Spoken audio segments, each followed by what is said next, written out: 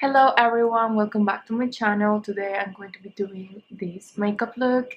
It's actually inspired by Rosie Huntington and Violet, I think is her name.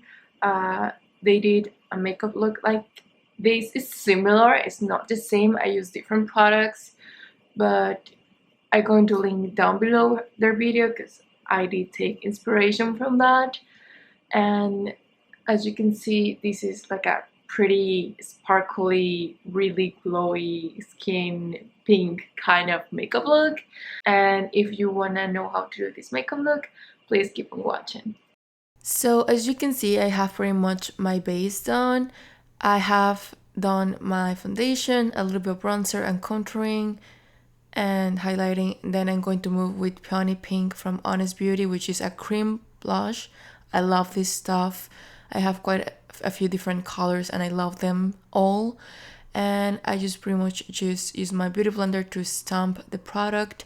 And I try to emphasize the outsiders, the highest points of my cheeks, but I'm still putting quite a bit of a wash of color everywhere.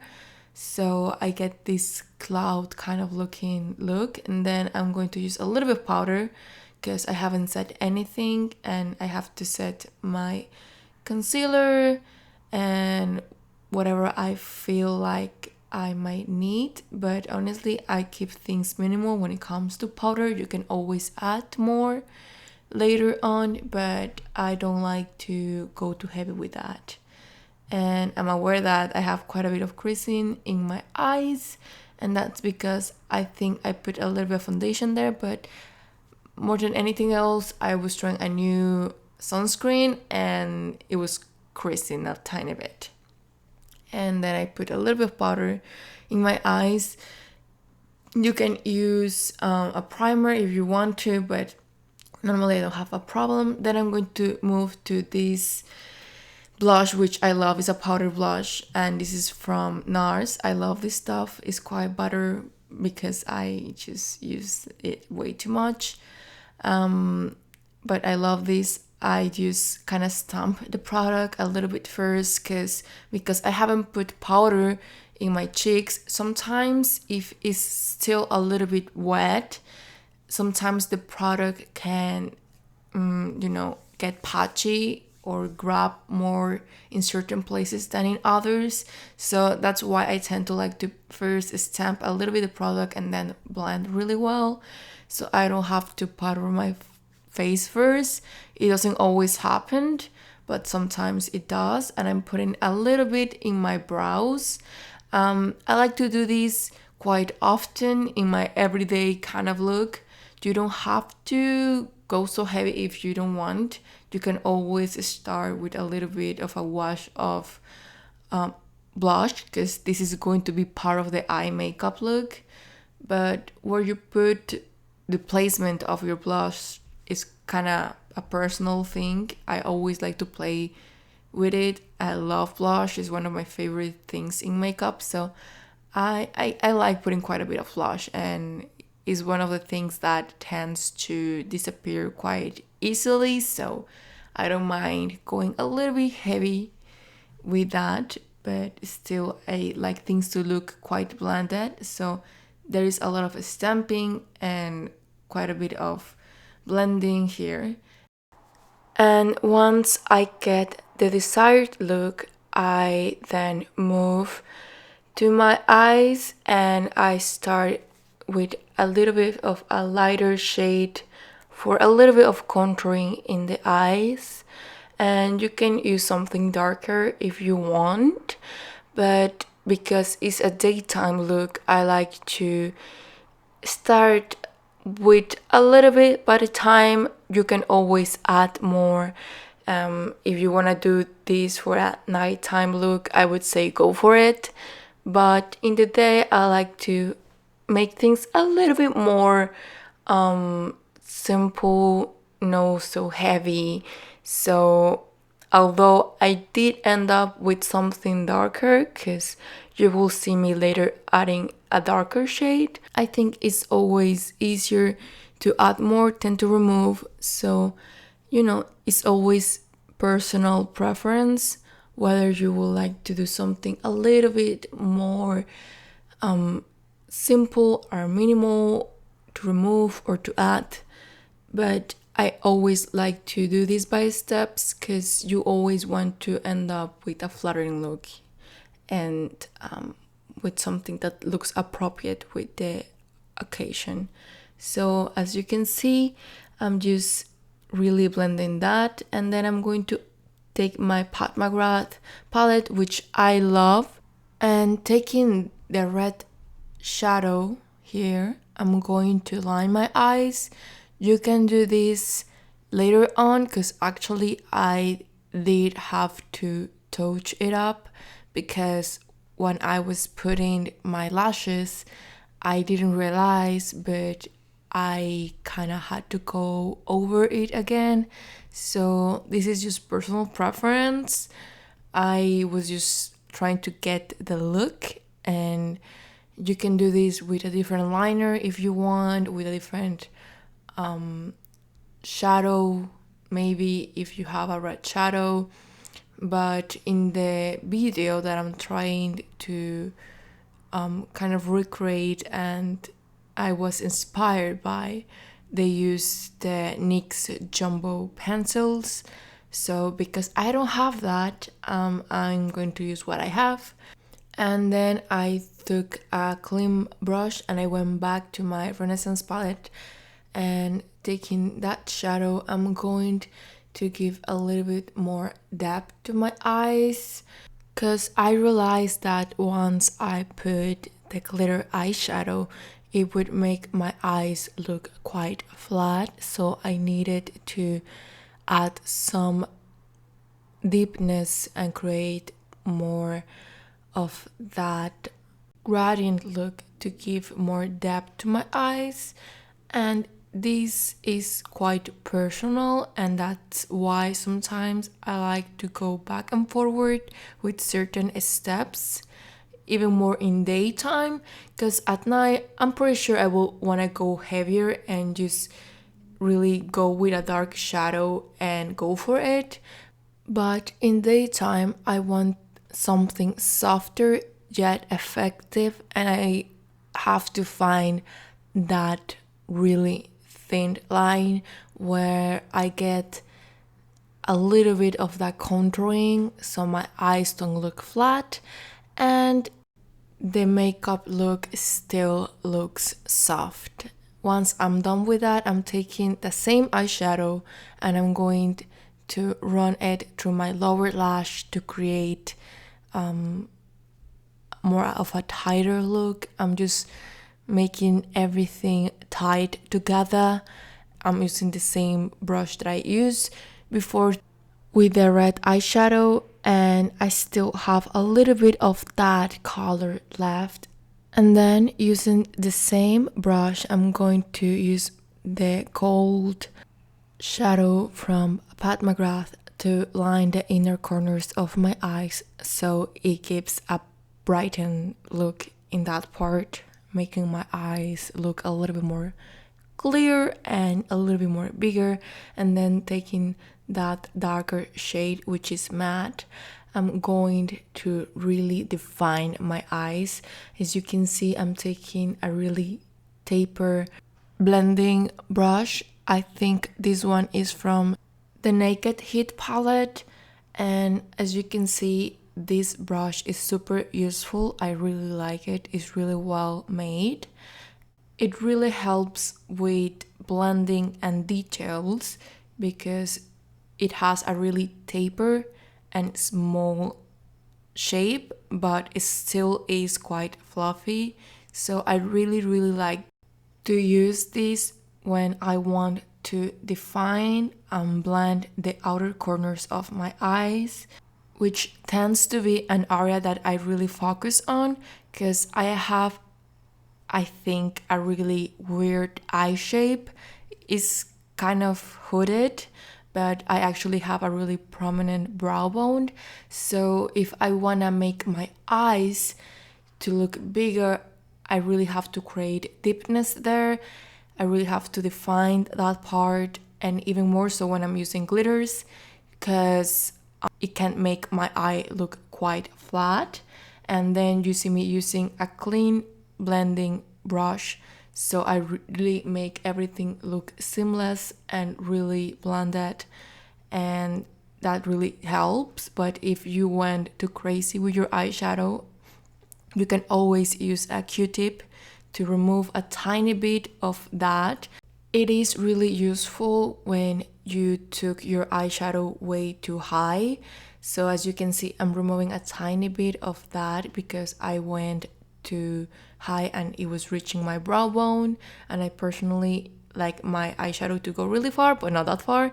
And then I am taking a detail brush so I can smudge that liner a tiny bit, and then taking a Q-tip, I'm going to start to be really precise with the placement of a pink glitter eyeshadow. This is one of my favorite glitters, and if you see the original video that I took inspiration from, they were using a different glitter that was not made for the eyes, and I think this one gives a really similar look and is made for the eyes. So just be careful with whatever glitter you're using, because it can be really bad for your eyes if you get something that is too chunky on your eyes, inside of them. So just be careful.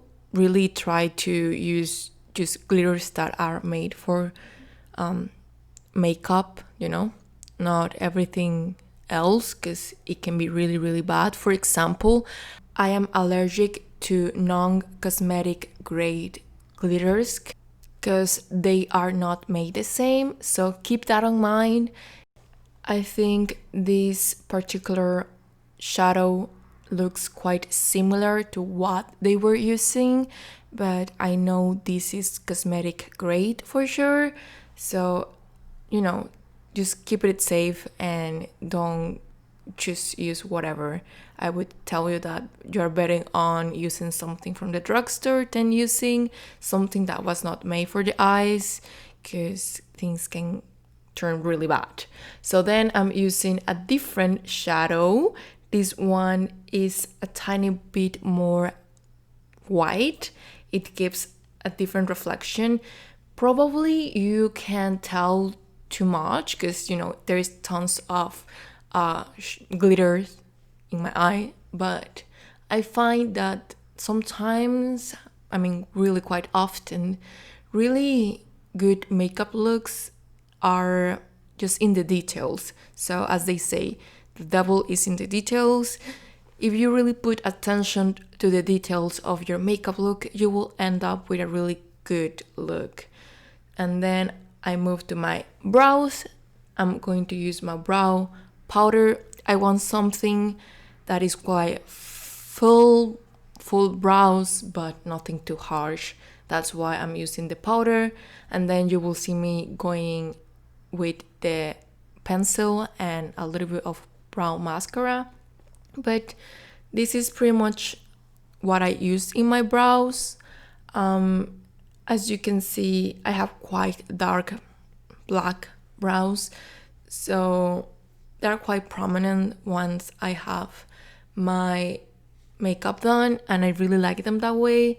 You can go as heavy as you want. Personally, I don't like really cardboard looking brows.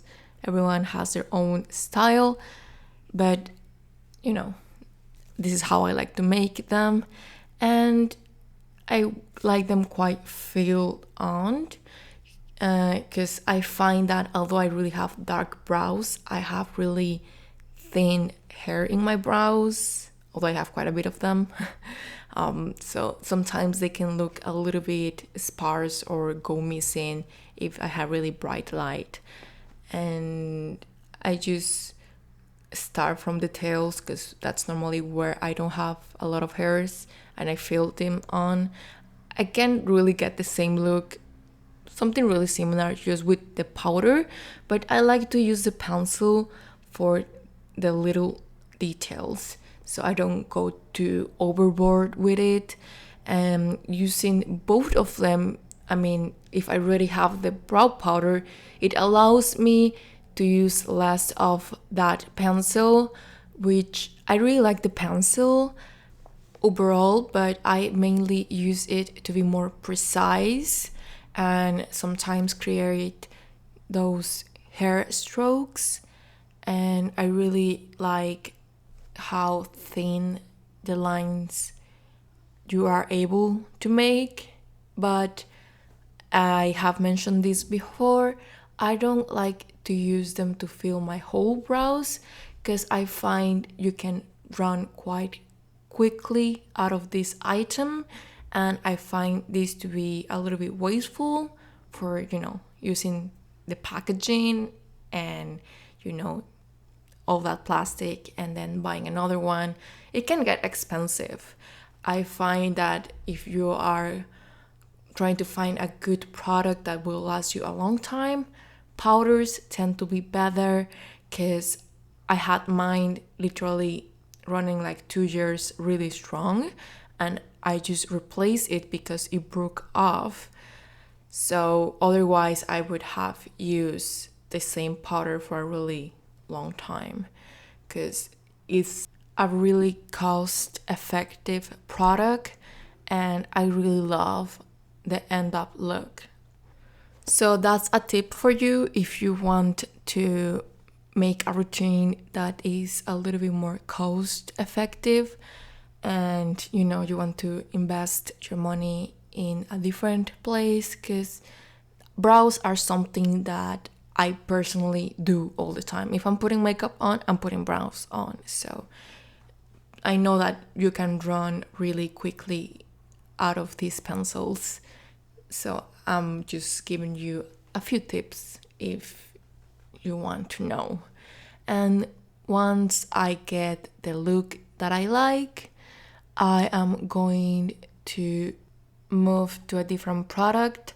This is me being quite extra, but I quite love this product. This is Gimme Brow from Benefit, and I really like this product because it has fibers, so it actually makes your eyebrows look more fluffy.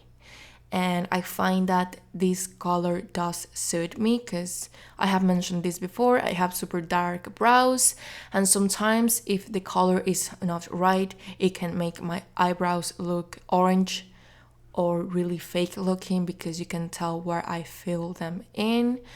So I really like this product. It's not a must, but if you want more fluffy brows, this is a good product.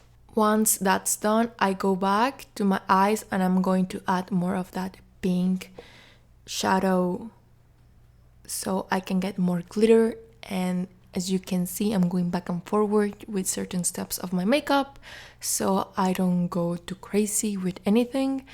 And you know, it's quite easy to add a little bit more until I get my personal desired look. And then I put some lashes on. As you can see, this is the eye makeup pretty much done. I will link everything that I use down below, but I'm pretty much trying to show you that I tie line my eyes with some liner, and I put some mascara on my bottom half, and as I mentioned before, everything is going to be down below.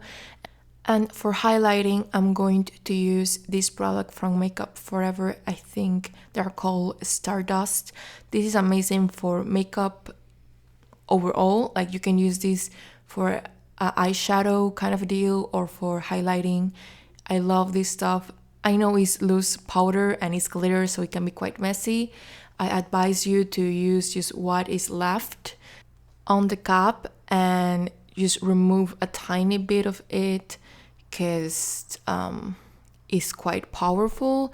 And I know it looks a little bit patchy, but I think it was because I have really bright lights. I was getting a little bit oily, and you know, once you put something and you have a tacky base, whereas you first put that is going to get a little bit patchy because it grabs a little bit more product because that place is wet. So that's that's something to keep in mind. It doesn't normally happen to me. This is the first time it happened with this product, but you can always fix this just with a little bit of blending, so don't worry about that. I know it looks a little bit patchy right now, but at the end of the makeup look, I really do end up blending enough to where I feel I got a nice look. And once that is done, I'm going to take that loose eyeshadow. So I'm trying to show you how I close this without making a mess. So I'm just careful and I close it with a cap in the bottom so I don't spill anything. And then as you can see, I had nothing falling on the floor. And then I take this DIOR palette and I'm pretty much just going to use a little bit of that gold and light white color for my nose highlight. I just do a little bit on the bridge because I don't have a really tall bridge. And then I'm going to use that bronzer because I find that I look a little bit pale, and that's pretty much because I was trying a new sunscreen, which is the Elsa MD Pure, I think is the name. So it was an okay, sunscreen, but I wasn't really a fan of. I think it looks quite white, and you can notice it by my hairline. I mean, it's not a big deal. I can always put more makeup.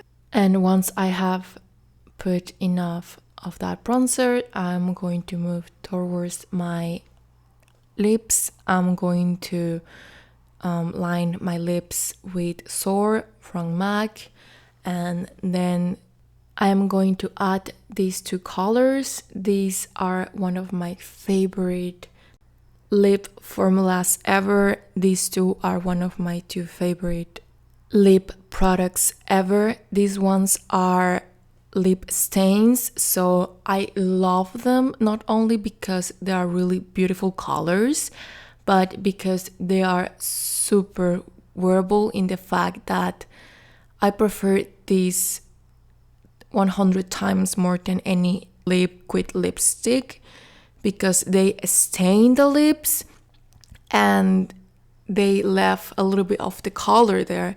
It's not going to get patchy, it's not going to crack, it's not going to make your lips look weird or anything like that. So although they're quite pricey, I would say that these are the kind of items that they are worth the price, and they are worth it for me because I actually end up using them all the time.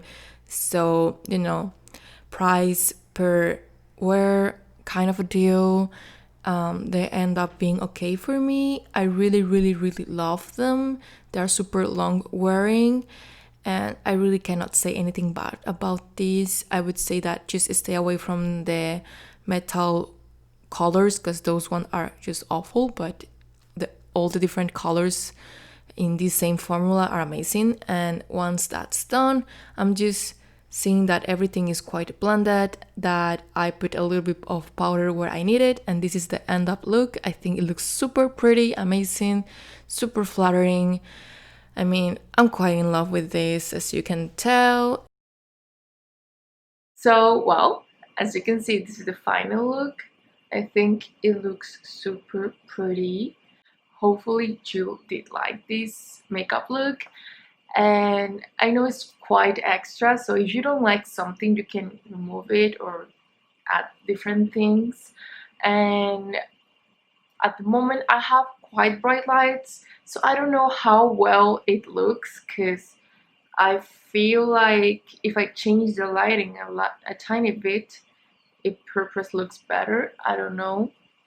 So this is just an example of how lighting can make makeup looks look different, and everything overall. This is warm lighting, this is 50-50, and this is just cold light, like cold lighting, just white lighting. So as you can see, probably it looks better with this kind of lighting.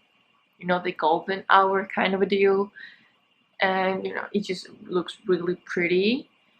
But yeah, hopefully you did like this makeup look. I'm going to try to put more videos here, and if you like the video, please give it a thumbs up, subscribe and share, because that really helps growing up my channel. And I just like to know what you guys would like me to do next. I have tons of different products that I review all the time, and I'm trying different things because I'm a makeup lover, fashion lover kind of a deal, but I'm aware that sometimes people want different things. So if you want me to do something as specific, I would gladly do so. And yeah, thanks for watching, and hopefully you'll have a good day. Bye.